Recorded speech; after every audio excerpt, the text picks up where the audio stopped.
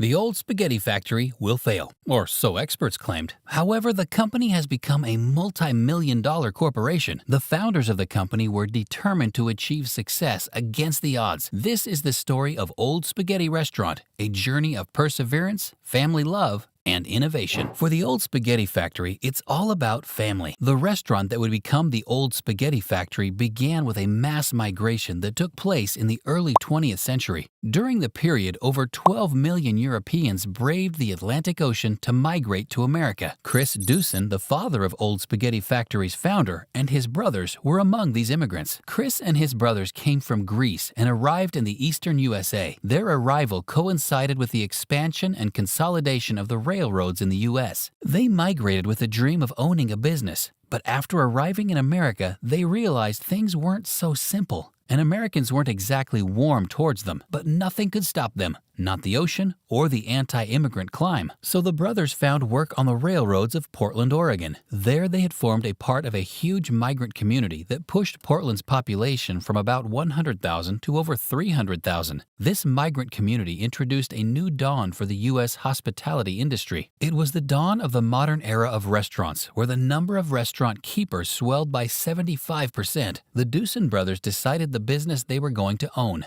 They would open a restaurant business. So in 1906, Chris, Ted, and Bill entered the restaurant business, and 8 years later, they bought their first restaurant, Virginia Cafe. And if you like to learn about the history of your favorite eateries, be sure to subscribe for more content like this. However, getting into the business was the easy part. The brothers faced a lot of competition. As a result, the business stagnated and remained a small restaurant.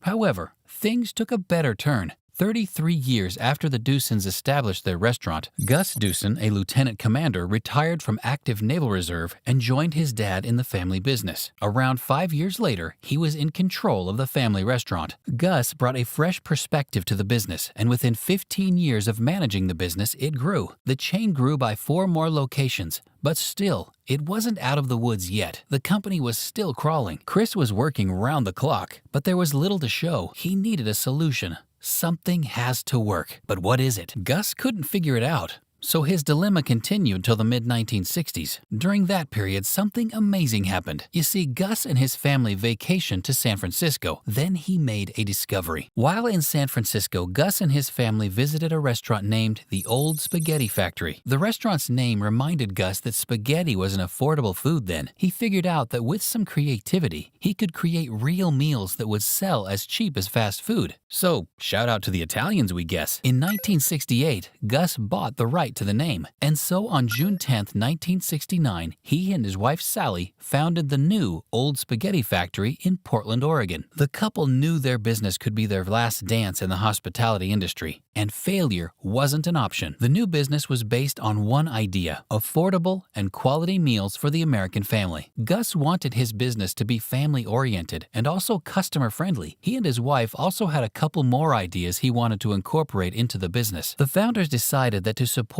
their family-friendly business, they would add a nostalgic effect to it. To achieve this, the founders wanted to get antique decor. Why antique decor? You'll see. Remember the nostalgia that the restaurant wanted to pursue? It came from Gus's experience from working in a restaurant all his life. So as he wanted to draw nostalgia from using antique decor, he also relied on picking iconic locations. So instead of building a new restaurant, he leased or bought old warehouses and rebuilt them to their former glory. These places became a magnet for customers as the business became a part of the community. The added benefit was that these locations helped the chain save costs, but that was only part of the plan. The chain needed decor, and Sally Dewson was in charge of this. But there was a problem. The business didn't have money for the more quality vintage materials, so Sally bought antique materials from garage sales and other inexpensive sources. Then, she had her San Francisco moment, just as her husband did. One day, while mulling over the problem, it occurred to Sally that she could put a trolley in the restaurant. And coincidentally, Portland had an abandoned trolley behind Reed College, so she asked the city officials if she could have it. And they gladly gave it to her. And she refurbished it and made it a signature part part of the business. In addition to the trolley, Sally also made items such as vintage lamps, stained glass, brass headboards, and velvet furniture a signature part of her design. But guess what? Failure loomed.